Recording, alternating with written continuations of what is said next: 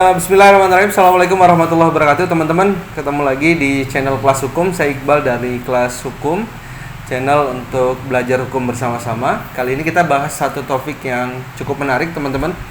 Biasanya kita lihat keluarga atau masyarakat di sekitar kita atau tetangga kita mungkin sering sekali melakukan perkawinan secara sirih. Padahal sesungguhnya kita diminta untuk mencatatkan perkawinan kita dan itu merupakan amanah undang-undang. Lantas bagaimana solusinya? Bagaimana cara agar perkawinan itu tercatatkan dan akhirnya juga mendapatkan bukti atau buku nikah yang mestinya didapatkan, karena kadang-kadang orang melakukan pernikahan secara siri dan akhirnya tidak punya bukti-bukti atau catatan akta nikah dari proses perkawinan yang mereka laksanakan.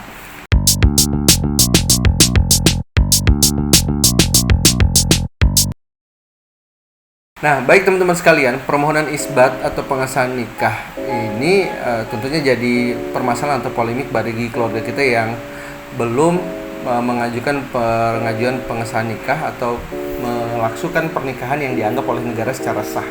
Nah, pernikahan yang secara sah sendiri dilakukan dan dianggap oleh negara sah itu adalah pernikahan yang dilakukan menurut hukum masing-masing dan agamanya, kepercayaannya. Kemudian juga perkawinan atau pernikahan tersebut harus dicatatkan menurut peraturan ketentuan perundang-undangan yang berlaku. Ya, kenapa kemudian harus dicatatkan ya? Ternyata ya justru jelas ini sebagai bukti-bukti sah bahwa Anda sudah melakukan perkawinan.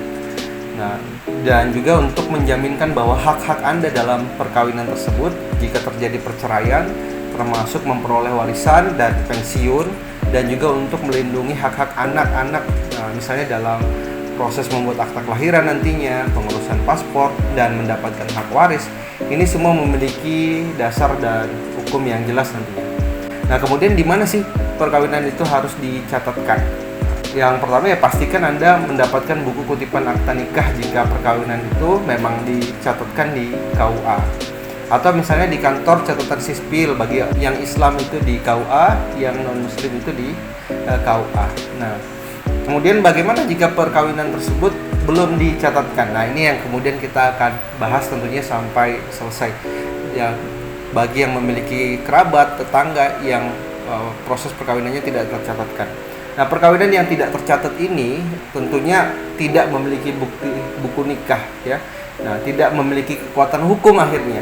Maka Anda harus mengajukan permohonan pengajuan isbat nikah agar perkawinan tersebut itu memiliki kekuatan hukum ya. Lantas bagaimana misalnya jika buku nikah yang hilang? Nah, Anda sebenarnya kalau misalnya buku nikahnya yang hilang, ini bisa gampang saja meminta duplikatnya ke KUA tempat kemudian beberapa waktu lalu misalnya dilangsungkan perkawinan Anda. Misalnya Anda melangsungkan perkawinan di daerah Jakarta, di Jakarta mana, di Jakarta Selatan misalnya, maka ada KUA di daerah tersebut yang nanti minta untuk kopi dari buku nikah atau akta nikah Anda ya. Jadi kalau buku nikahnya pernah ada tapi kemudian setelah itu hilang. Nah, lantas kemudian kalau misalnya belum mengajukan pengajuan isbat nikah atau belum pernah dicatatkan nikahnya, maka itulah yang akhirnya harus diajukan melalui isbat nikah. Nah, lantas teman-teman, apa itu isbat nikah atau pengesahan nikah itu sendiri? Jadi, secara definisi isbat nikah itu adalah permohonan pengesahan nikah yang diajukan ke pengadilan untuk dicatatkan ya dan dinyatakan sah perkawinan atau perkawinan dan memiliki kekuatan hukum. Jadi, perkawinan yang sebelumnya melalui perkawinan sirih itu kan belum dicatatkan dan belum memiliki kekuatan hukum, sehingga perlu diajukan. Nah, lantas siapa teman-teman yang bisa mengajukan proses isbat nikah itu tadi? Nah, yang bisa mengajukan permohonan isbat nikah ini tentu saja bisa suaminya, bisa istrinya ya, atau misalnya wali nikahnya ya. Jadi bisa salah satu di antaranya agar kemudian bisa mengajukan ke pengadilan ya. Bagi suami istri yang masih hidup, maka keduanya harus menjadi pihak yang mengajukan. Jadi keduanya mengajukan permohonan ke pengadilan agama yang ada di daerah teman-teman sekalian misalnya, dan di sanalah diajukan ya. Bagi pasangan yang salah satunya sudah meninggal, misalnya suaminya yang meninggal atau istrinya yang meninggal, maka pihak yang masih hidup yang mengajukan permohonan. Nah, kemudian ketidakhadiran pihak ya di dalam perkara isbat nikah ya untuk perceraian ini tidak mempengaruhi penyelesaian perkara. Jadi biasanya ada yang proses mengajukan isbat nikah sekaligus perceraian. Jadi agar perceraian tercatatkan. Nah, kemudian dalam hal apa saja sih biasanya kita mengajukan isbat nikah ini sendiri? Nah, isbat nikah ini ya hanya dimungkinkan jika terdapat alasan-alasan yang ditetapkan. Jadi ada alasan-alasan yang tertentu. Dalam hal ini ya dimungkinkan jika misalnya memenuhi beberapa alasan. Yang menjadi dasar adalah pasal 7 ayat 3 kompilasi hukum Islam. Di antaranya tentunya yang pertama adalah adanya perkawinan dalam rangka penyelesaian perceraian. Biasanya ada yang pengajuan isbat nikah sekaligus langsung bercerai teman-teman, ya, supaya nanti ada bukti perceraiannya. Kemudian juga adanya keraguan tentang sah atau tidaknya salah satu syarat perkawinan, ya, jadi tidak memenuhi syarat-syarat tadi atau misalnya melalui perkawinan siri maka perlu mengajukan isbat nikah. Kemudian adanya perkawinan yang terjadi sebelum berlakunya undang-undang perkawinan, ya ini yang dulu-dulu nih. Kemudian perkawinan yang dilakukan oleh mereka yang tidak mempunyai halangan perkawinan menurut undang-undang perkawinan. Nah, ini yang biasanya diajukan. Yang paling umum biasanya pengajuan isbat nikah sekaligus bercerai. Kemudian juga ada yang pengajuan isbat nikah saja agar pernikahan atau perkawinannya ini dicatatkan. Nah, syarat-syarat perkara isbat nikah ini juga diantaranya ada beberapa. Ya, sebagai gambaran umum saja kepada teman-teman. Yang pertama adalah menyerahkan surat permohonan gugatan. Jadi harus memasukkan gugatan dulu ke pengadilan. Kemudian yang kedua adalah surat keterangan tidak tercatat dari KUA setempat. Jadi ada surat keterangan yang bisa dimintakan bahwa betul pasangan tersebut tidak tercatat di KUA setempat. Kemudian yang ketiga adalah surat keterangan tentang adanya pernikahan dari kepala desa. Bisa jadi dari kelurahan, ya. Biasanya dari kepala desa, dari kelurahan. Kemudian fotokopi KTP para pemohon, suami istri yang masih berlaku. Kemudian fotokopi kartu keluarga, ya. Ya, ini kemudian semuanya dileges. Setelah itu kemudian membayar panjar perkara di pengadilan agama. Setelah syarat-syarat ini terpenuhi, maka barulah kemudian kita bisa sampai ke proses persidangan untuk pengajuan isbat nikah. Nah, ada juga yang mungkin yang bertanya berapa sih besaran panjar biaya perkara. Nah, untuk menjawab besaran panjar biaya perkara ini teman-teman, panjar biaya yang harusnya dibayar oleh pemohon ke pengadilan, biasanya biaya ini ya merupakan uang untuk penyelesaian perkara di pengadilan. Ya pada saat sidang setelah selesai ya biasanya ada DP-nya, kemudian nanti setelah sidang selesai kita bisa minta sisanya apabila perkaranya sudah selesai. Dia dibayarkan pada saat mendaftar. Jika masih ada sisa biasanya dikembalikan oleh petugas. Biasanya ada PTSP di setiap pengadilan dan kemudian nanti akan diinformasikan oleh hakim jika ada kelebihan panjar biaya dalam proses pengajuan isbat nikah ini sendiri, ya. Jadi besaran panjar biaya perkara ditentukan oleh ketua pengadilan dan biasanya rincian biayanya tersebut itu sudah ada di papan pengadilan di setiap pengadilan agama di daerah masing-masing. Jadi nanti ada informasi biayanya, kemudian kita akan membayar panjarnya sesuai dengan informasi pembayaran tersebut, ya. Jadi bisa saja beda-beda di setiap daerah, ya. Itu sangat tergantung terkait jauh atau tidaknya dari tempat tinggal kantor pengadilan dari pemohon itu tadi. Jadi sangat variatif sekali, tapi juga nanti ketika hakim menganggap bahwa proses pembayaran itu nanti masih ada sisanya, maka itu akan dikembalikan. Nah, untuk lebih lanjut biasanya bisa saja diakses dari website pengadilan yang ada dan itu bisa memberikan atau mengakses informasi-informasi yang ada. Dan itu bisa cukup lengkap buat teman-teman sekalian. Nah, lantas berikutnya adalah bagaimana sih langkah-langkah mengajukan permohonan pengesahan isbat nikah di pengadilan agama, ya, terutama ini bagi rekan-rekan atau teman-teman yang beragama Islam. Yang pertama tentunya adalah datang dan mendaftar ke kantor pengadilan agama setempat. Jadi datang ke pengadilan agama, ya. Kemudian yang berikutnya adalah membuat surat permohonan isbat nikah. Biasanya setiap pengadilan agama memberikan format untuk diisi oleh teman-teman sekalian. Bisa juga formatnya dibuat sendiri dan apabila tidak bisa membuat, ya kita bisa minta posbakum atau posko bantuan hukum yang ada di pengadilan masing-masing untuk bisa diberikan atau dibantu untuk dibuatkan. Jadi bisa melalui posbakum atau bisa membuat sendiri. Nah, surat permohonan isbat nikah ini sendiri ada dua jenis, ya, sesuai dengan tujuan. Yang pertama surat permohonan isbat nikah digabung dengan gugat cerai. Nah, biasanya ada yang begitu.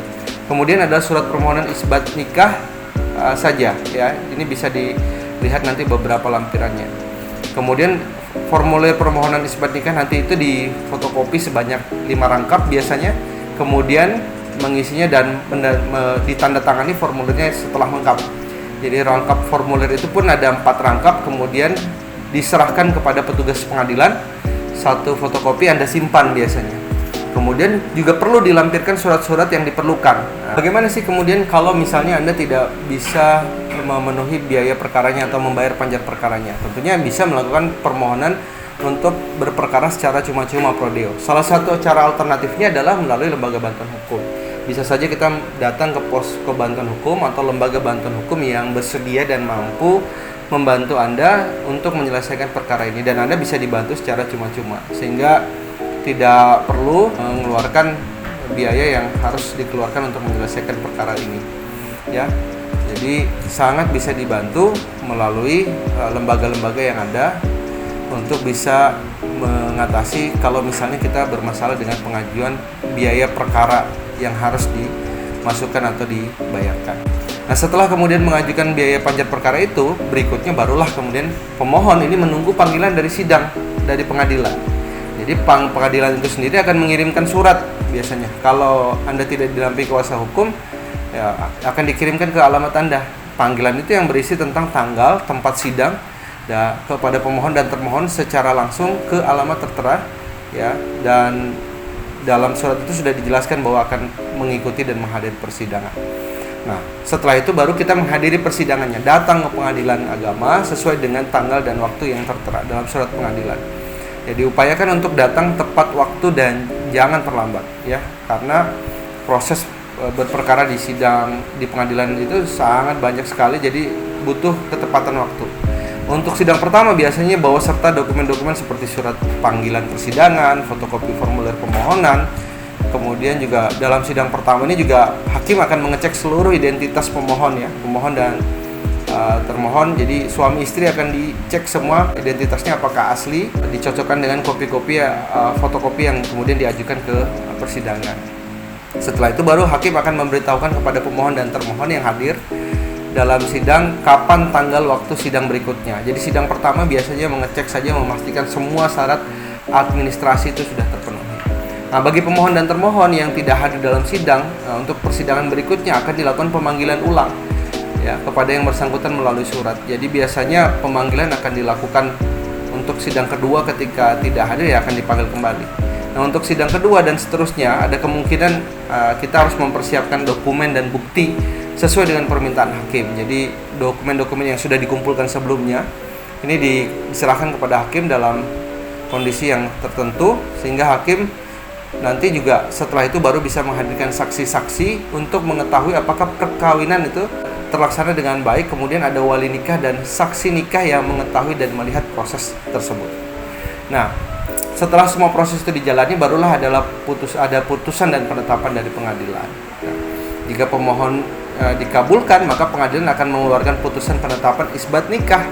Kemudian juga nanti akan diberikan salinan putusan penetapan isbat nikah tersebut yang nanti akan siap dan bisa diambil setelah 14 hari dari sidang terakhir ya.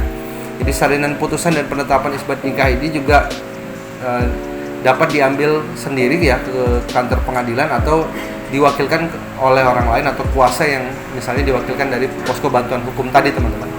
Nah, setelah mendapatkan salinan putusan penetapan tersebut, ya kita bisa meminta ke kawas tempat untuk mencatatkan perkawinan yang sudah dilaksanakan dengan menunjukkan bukti salinan dari pengadilan tersebut. Nah, sehingga ini menjadi bukti dan itu menjadi tanda bahwa proses pengajuan isbat nikah dari teman-teman yang sudah diajukan pengadilan itu sudah selesai.